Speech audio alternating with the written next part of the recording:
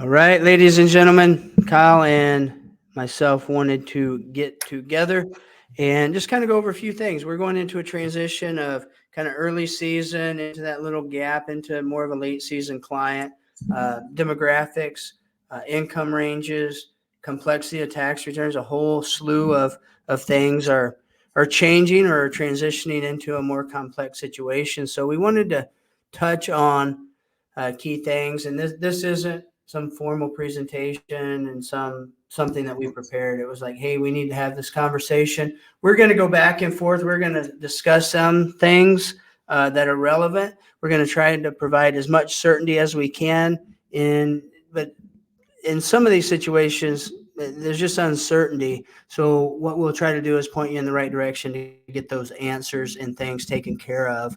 But really, the key thing now is when you look at Liberty Tax Service as a whole, and you probably heard us say this before, if you've been with us for any time, is that transition is really a couple of buckets of clients that we serve, right? Maybe three buckets. The first one is kind of that early season client. They used to refer to them as bank product clients because the majority of them take bank products.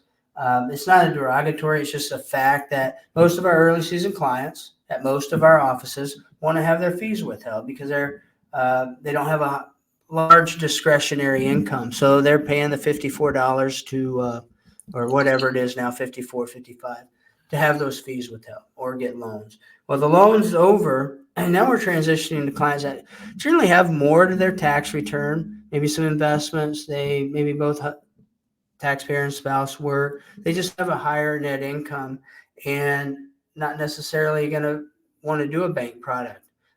So they're going to pay out of pocket. They might be a little more fee conscious, which is okay, but we need to learn, how to speak to those clients and how to navigate those conversations as we go through the return. So I think first thing we want to talk about is the interview of the client, right, Kyle? Is how do we, when they come into the office, how do we set that tone, and then how do we learn to ask things and hear things and then take that information and utilize it to set the expectation moving forward? I'd like that on the interview side. If somebody's coming in, number one thing too is understand that your calendar is your office calendar. You have an understanding of who it is that's coming into the office. If somebody comes in off of the street and they kind of look around, they might not, kind of just looking to see and say, "Hi, I'm Kyle with Liberty Tax. Nice to meet you. I'm Joey. Hey, Joey, have you filed with us before?" And they says, "No, this is the first time." I says, "Well, that's great. How did you hear about Liberty Tax?" And then they'll just kind of open up. It was signage. A lot of it that what we're seeing out there right now is Google reviews is probably our largest indicator, because each of our offices, I think we come up number one in each of our demographic areas, or not demographics, but our geographical areas in the cities, which is great. So there is when people are coming to us, they've got that high expectation. And so from there too, if they come back to the desk and then we sit down to do the tax return, maybe it's one that we can do right there on the spot, but then getting into having some sort of a dialect with the client to ask them, where did you have your taxes done last year? This is a very fair question, because it's going to make a huge difference, because there's three main players that are in the industry, and that's your mom and pop. And then you have your retail stores like Jackson Hewitt, H&R Block, and Liberty Tax. They're in that particular field. And then lastly, it's the CPA firms that are out there. And it's not uncommon to see mom and pops. They might charge $200 for a tax return, $300 for a tax return, which is maybe we're typically coming in there at maybe $450, $500. But then you'll see CPA firms that are over $1,000 for not very complicated tax returns. In fact, Chad and I, we've identified some CPA firms are sending out notices to their client base, letting them know that we can no longer afford to do your tax returns because it's under a very high threshold, like underneath $1,000. Yeah. So people are getting fired from their CPAs. Yeah. So let's go ahead. So I just, so I mean, we had a conversation here this morning. It's just that this is just information. We don't want to steer and confuse things, but we want you to kind of start thinking mentally about how is the interview going, and we don't want to cheapen ourselves. If they went to a CPA firm last year and we come in and say it's going to be $350, $400, we probably cheapened ourselves so much that they'll probably look for someplace else next year because it probably wasn't maybe not as reputable because we're so cheap, even though we have that quality. Yeah. It's okay that that our pricing, maybe it's not a very difficult return to us, but maybe it might be more appropriate. We're in that $550, $600 range rather than starting out way so low and then building them up. We don't always have to assume that everybody wants cheap. People want value. And if they're used to paying for $1,000 for a tax return, it's okay to ask for a little bit more, but then to set the customers up on the right footing going forward, and we're getting paid the value for what we're worth, right? So one thing that I, really with anything that that you set out to do is start with the end in mind, right? Not only because we know I've been behind the desk, I've been prepared, I've kind of been shaking in my toes to present a price to somebody. And the reason that I'm shaking is because I haven't set that expectation with them, and I don't know their history, right? So when we have clients in the office, let's say they're existing clients, that's why we put what they paid last year on the tax return so you can see on the dashboard or in the calendar, right? What they paid last year. So we know now the expectation. And we set it in our head, so we're not uncertain about it. We don't have to shake and tremble because we know what they paid last year. We know what we're going to charge them this year, small increase, and we're good to go. If they're a new client and they come in, we have to find that information out. So like Kyle said, what prompted you to come in today? What prompted you to see us? My CPA firm just up and left. Oh, we're getting a lot of that actually in the industry. A lot of the CPAs, more traditional firms are aging out or they're selling. Some are saying, they're saying, we don't do returns unless they're paying at least $800 above. That's like, if I go there and they do my return and they charge me $2,500, $3,000, $4,000, whatever it is, and I have 2 kids, we do those kind of pro bono. They'll charge the kids $800. And if not, they won't do them. So that's kind of the narrative and what's happening in the industry. So if we ask those questions, what prompted you to move? CPA firm. Now you can say, oh, okay, they probably paid $400, $500, $600. We don't want to increase our fee over what we're charging because I think we're good. But if you, at least our pricing sheet is, we shouldn't be discounting them. But don't be afraid to ask, why aren't you going to CPA firm anymore? Well, they're too expensive. Oh, no shit. You don't have to cuss. Don't cuss. No kidding. What did they charge you last year, if you don't mind me asking? Oh, it was like $800. That is crazy. Typically, looking at your return, what I'm seeing here, it's probably going to be around $600. So that's $200 savings. Right. Don't go down to ours is $250. If they say, oh, I paid $950 last year, that looks pretty reasonable, but they have, nicer offices, a lot great, grander furniture, maybe some higher salaries, and they got a bigger house, than we do. Our fees are around $650, $700 for this ballpark. Right. And then you'll still be perfectly fine doing that. Yeah. And you've set that where you're at. So now you've already set that expectation. You say, does that sound reasonable? And they say yes. Okay, now you start the return. I think one thing that we run into a lot of times this time of year, we'll get folks that maybe they aren't coming from a CPA firm. Maybe they didn't make a lot of money, or they're not getting much of a refund, right? Like small refund, or they owe. They come into the office.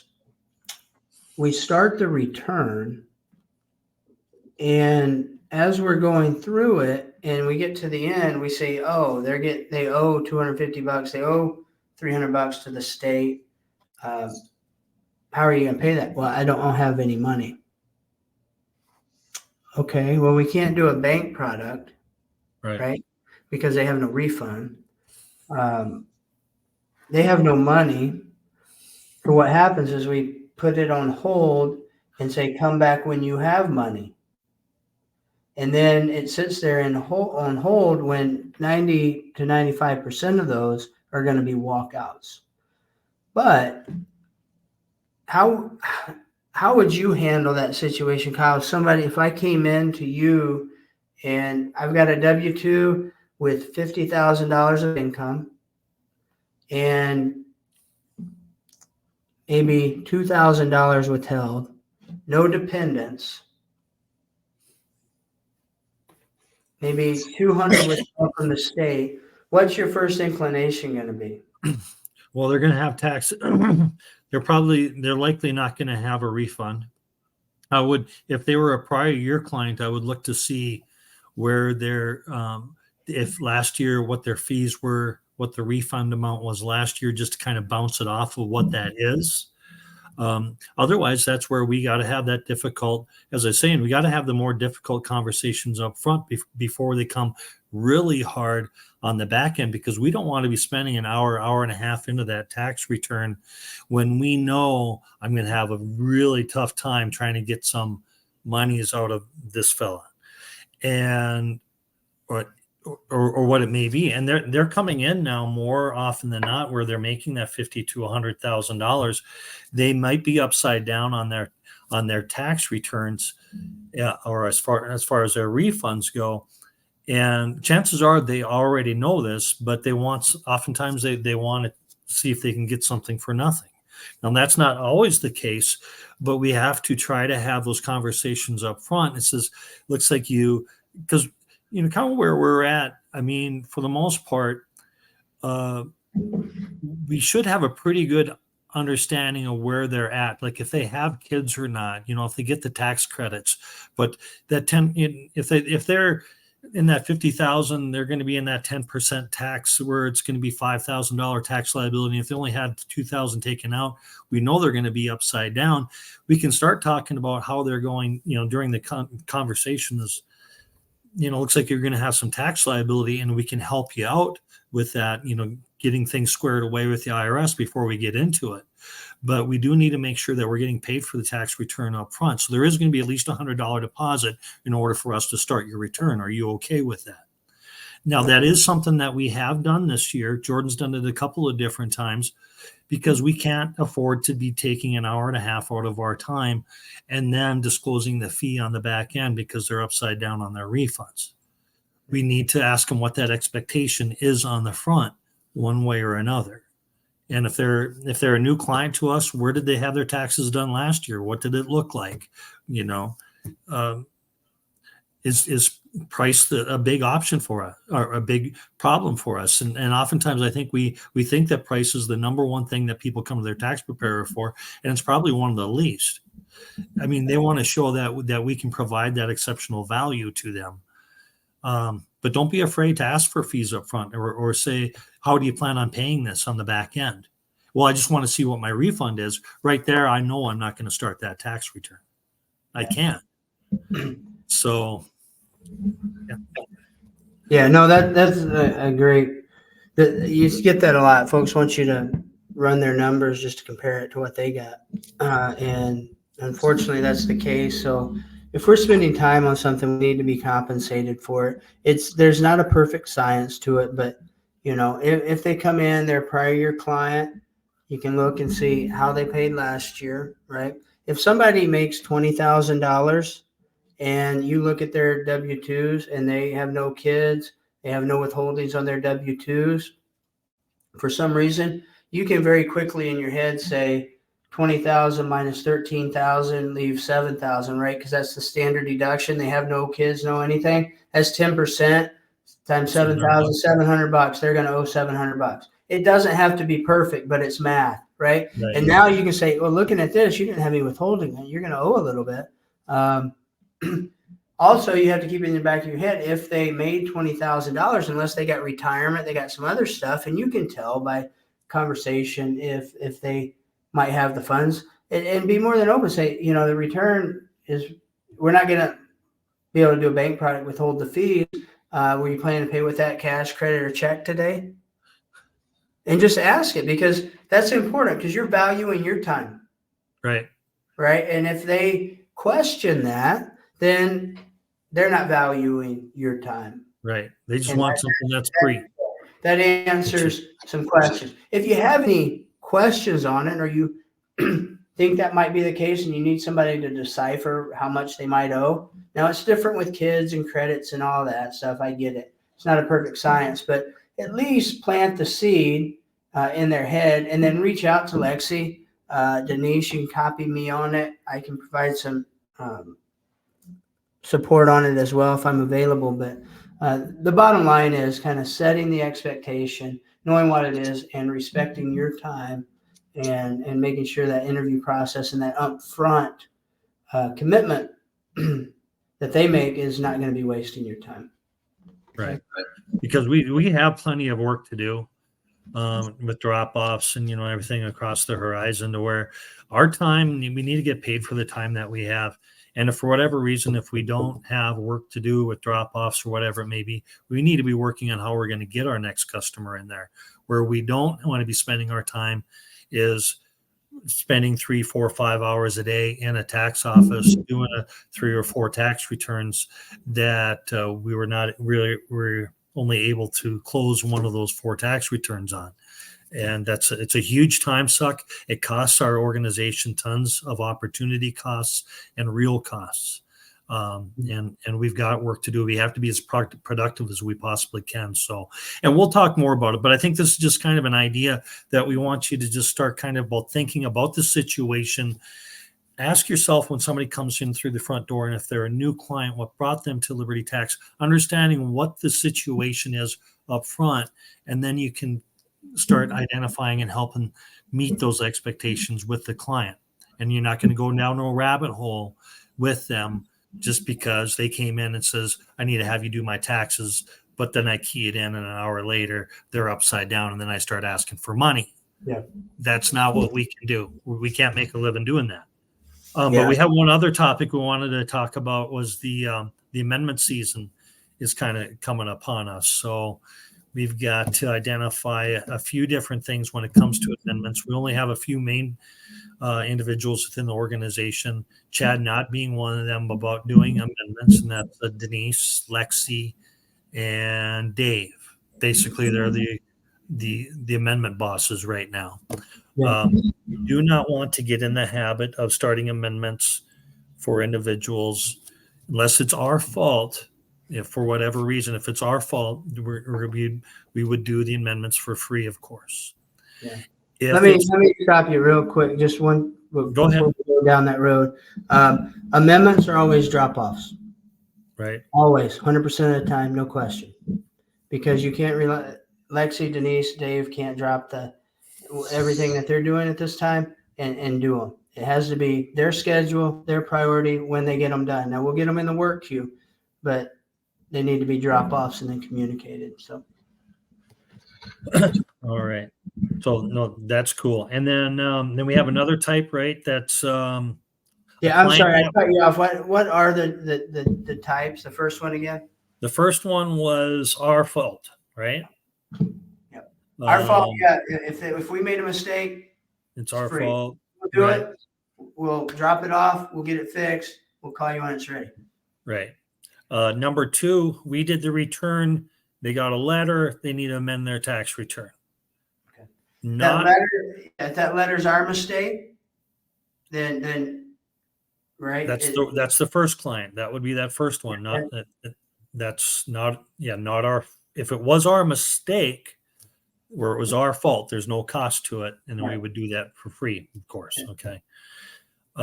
Secondly, they got a letter. We did the tax return correctly. They're probably missing a W-2 or 2 type of thing on there. The minimum fee on that is $140 to do an amendment. They're not going to get done today. There again, oftentimes our clients are bank products. So we want to ask for at least 50% down. So $70 or $140 for at least, if we're going to take the time to do it, we don't want to do an amendment and then them not come around and get it completed. If we don't get that incentive money, like that down payment or $70, that will entice them to come back and at least wrap that up. Without money down, you're going to have a tough time. You're going to spend a lot of time and energy, wasting time and energy on that. Right. So on that one, let me just make sure we understand. We did the return. They got a letter or notification or an extra form. They need an amendment for whatever reason it may be, at no fault of ours. The fee is $140, $70 to get started. 140 total, 70 to get started. Then we'll get them in the work queue. Without money up front, we're not doing anything. Right. Okay. Yep. Good. I think we got that. Does everybody understand that? I'm sure that's good. So we went over that twice. Third one is, and these are the ones to be most cautious of, and that you need to ask for help if it's for myself or Chad or Denise or Dave or what it may be. But this would be the client that comes in. I got a letter from the IRS. I had my taxes done someplace else. They're not in business anymore, or they're not going to help me, or whatever it is. So they've got a tax return that needs to get entered into the system. And we need to enter that tax return just the way that it was last year or this year or whatever it was. But first we have to put it in there just the way it was. So it's almost like, you're doing all the work that you would on a regular tax return. So it's hard to quote what that is, but the least you can possibly say that it's at least going to be $250 with 50% down, but it may be more. Right. Yes. And then that's where you would say, this is what's come in here. Chad, Denise, Dave, can you identify what's it going to cost for this, and maybe reach out to them and say, hey, this is a if it's something, you got some Schedule E's, you got some rental properties on there, and you got to, maybe they missed a house or two on there, is going to be a little bit too that we might need to reach back out to them and say, this is a little bit more complicated. It's going to take a little bit more time. Maybe we need to ask $300-400 for that amendment there. But that's kind of, there's only a few people within the organization that have that situational awareness and analysis to look at that and say, this is going to be this much work. And that's, like I said, it's like Denise, Lexi, Chad, Dave out there, reach to them. Yeah. Here. So I'm gonna recapture what we just said. This one, we didn't do the return. For whatever reason, they need an amendment. You're going to tell them it's $250 minimum, $125 to get started, and then we'll get it scheduled. Once paid, and in the work queue, our team will review it. That'll be Lexi, Dave, or Denise. They will then communicate with the client if it's necessary to increase the fee from $250. You're out of the loop. Minimum $250. Pay me $125 today. I'll get you in the work queue, and my teammates will be reaching out, letting you know the final price. But it's $250. It starts at $250. It might stay there. Pay us $125 down. We'll get it in the work queue. They'll be reaching out for more information and let you know if the price changes, because those are very fluid. They're not very simple to do. Like Kyle said, we have to input the data, get it matched up exactly like their return. And if we want to file the amendments electronically, we've got to get their W-2s. We've got to get EINs. We got to get all of that stuff, kids' dates of birth, all of that stuff. So you do an amendment for somebody that we did not prepare initially. You need to get a data sheet. You need to keep all of their information. You need to collect $125. So good. And then we'll get started. I think that's the easiest thing, because we want to take the stress. You don't have to really think about it. This is what you got to do. So just rehash. We did the return. They need an amendment, and it's at no fault of ourselves. The amendment is $140, $70 up front. That's 50%. We did the return. They need an amendment because we made a mistake. It's free. If they did the return somewhere else, they need an amendment. It's $250 with $125, and the price could be more, but that will be communicated before the return is ever started by one of our team members. Okay? Yep. Clear as mud. Anyway, we've gone pretty long on this. I know. Take the time, watch it. Maybe you watch it in cut ups. I don't know. I don't know why I'm saying that because at the damn end of it, that doesn't. So anyway, just yeah. One thing I want to emphasize that Kyle said, when we're getting returns in and we do them, let's say for instance, we've done a return where they owe money, they don't have the cash to pay, we put it on hold. Ask yourself one question. How certain are you that they are going to come in and wrap up their return? If you answer probably not likely, put that in a hold pile to be reviewed for walkout. And if you don't know whether or not to walk it out or not, put it in a pile. It's a hold pile. Put it on hold. Put it in a pile. Review for walkout. Somebody will then look at it and say, "Yeah, they're gone." All right, or at least you then know how to follow up with them.